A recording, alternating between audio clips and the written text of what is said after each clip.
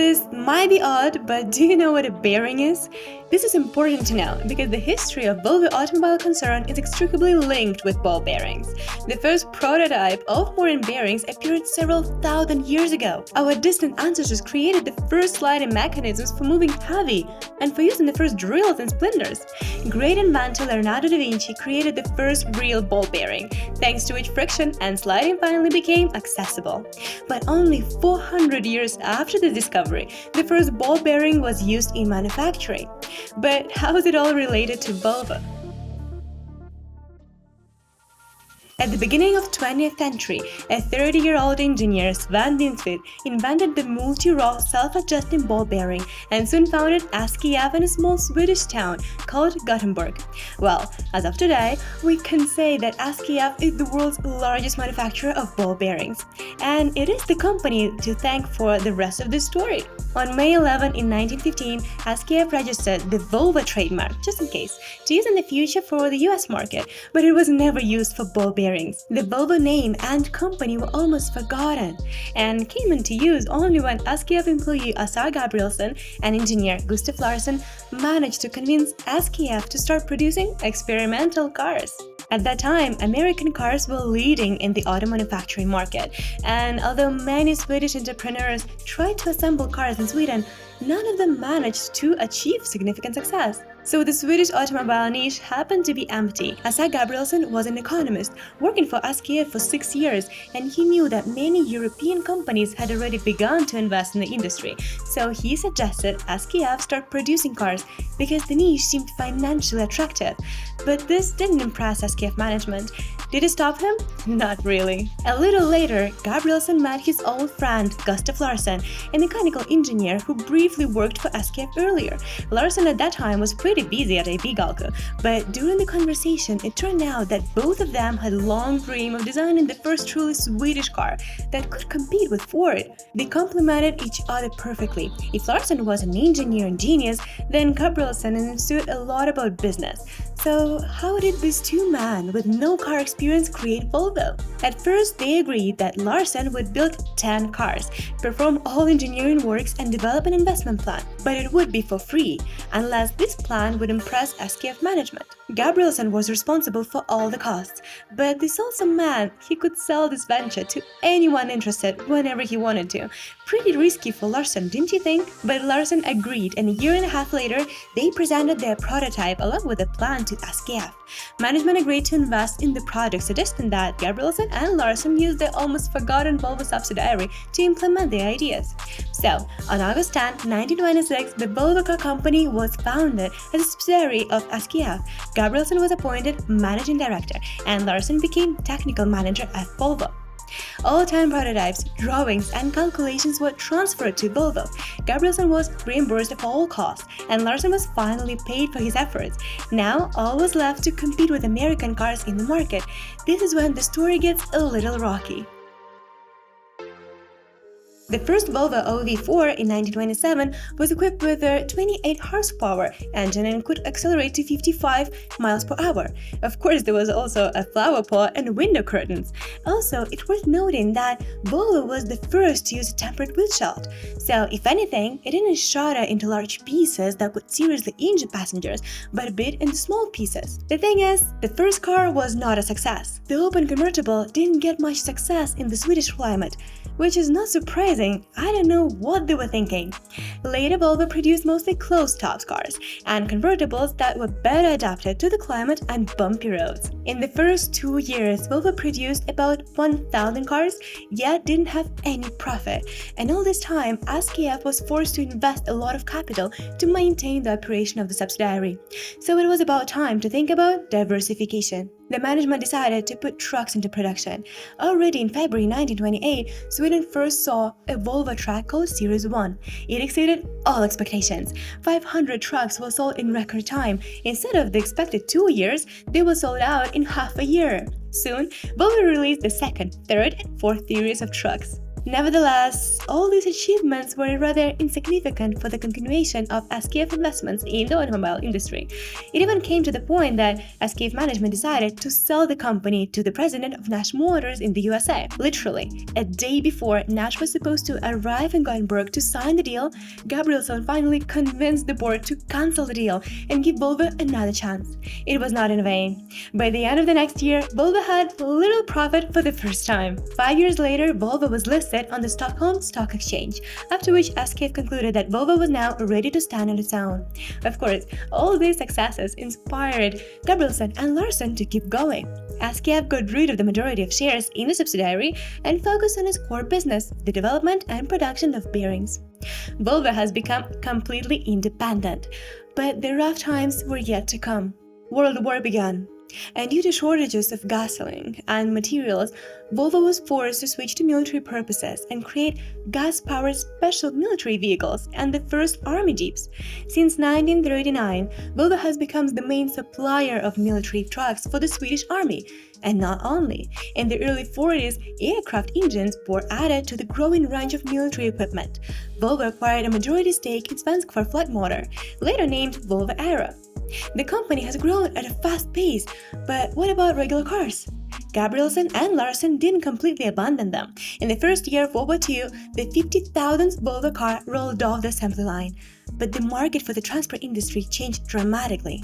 And although Sweden itself didn't directly participate in hostilities, serious damage was done to the entire Swedish industry. The car market also stalled, which is quite understandable. There was a war, and the need for trucks for military needs was much higher. Post-war economic stabilization was slow, and all of Volvo's post-war efforts were focused on launching a modern PV444 family car with a completely new design. It was the smallest Volvo at that time, but it had to take a larger share of production and enter the world market. This model combined American style with a European size, a combination that proved to be very successful. And although for 20 years the sale of cars was like an addition to the sales of trucks, at the end of the 40s, a turning point was finally reached.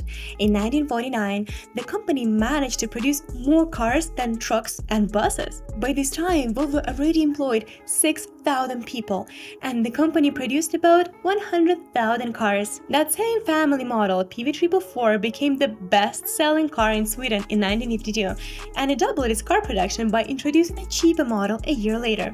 Sweden now was taken by Volvo. It was time to make another significant move, enter the US. The first Volvo appeared in the United States in 1955, thanks to a dealer, but a year later the company already had about 100 dealers in the United States. By the end of the 50s, when the company's turnover exceeded 1 billion kroner, exports grew to 100,000 cars, and the number of employees was about 13,000 people. Both founders, Gabrielsson and Larsson, gladly retired one after another. Gunnar Ingelow took over, and Volvo focused on the safety features resolution. Volvo engineers introduced many successful developments of that time into their cars, not only their own, but made by other companies, such as for example Mercedes and Toyota. So the upper part of the dashboard in Volvo cars was softened, the driver's seat became anatomical, and the brake system began to be produced with a double circuit. If one failed, the second managed to save the situation.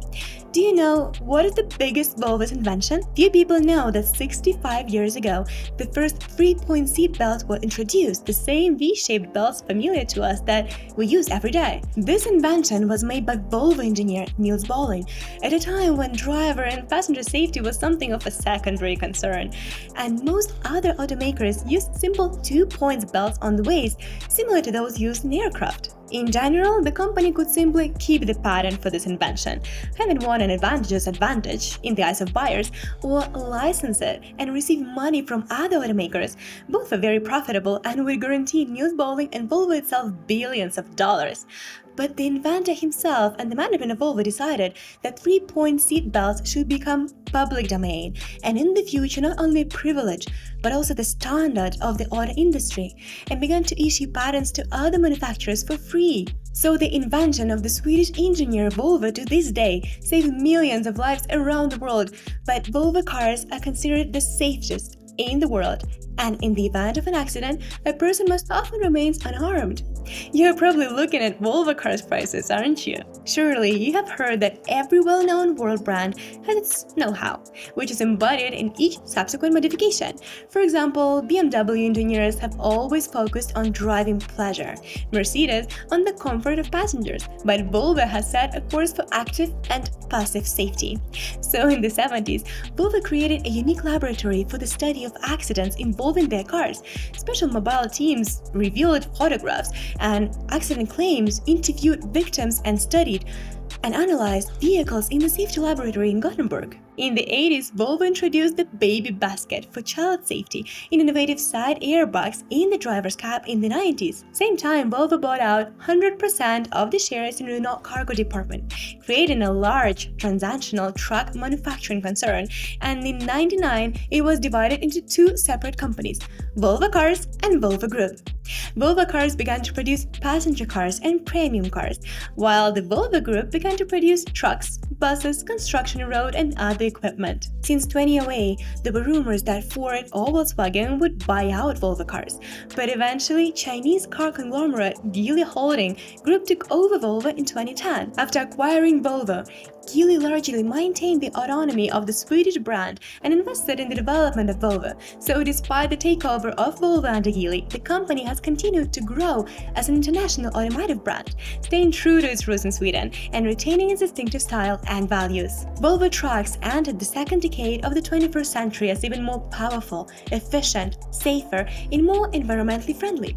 In 2010, Volvo became the first car manufacturer to receive permission to participate in the WWF climate program, and this is truly huge. Almost 100 years have passed since the first car was launched, and to this day, the most important criteria for Volvo are drivers and passenger safety, as well as pedestrian safety. Three engineering ideas that surprised me are a system that notifies the drivers about other cars in the blind zone, a pedestrian airbag, and an automatic braking and collision avoidance system. With almost 100,000 employees worldwide, production facilities in 18 countries, a presence in 190 markets, and sales of over 350,000 units per year, Volvo has grown into one of the world's largest manufacturers of trucks and cars. Volvo still draws on a century of corporate history. The company's commitment to quality and safety is based on the visionary approach of founders Asa Gabrielsen and Gustav Larsson, who decided to take a risk back in 1925 and their desire to produce reliable and safe cars. The primary direction of the company now is electric cars. By 2030, Volvo plans to produce exclusively electric vehicles, and many developments in the field of active and passive safety are currently kept secret by Volvo specialists. But we are confident that the new technologies will definitely make Volvo cars even more reliable in the future.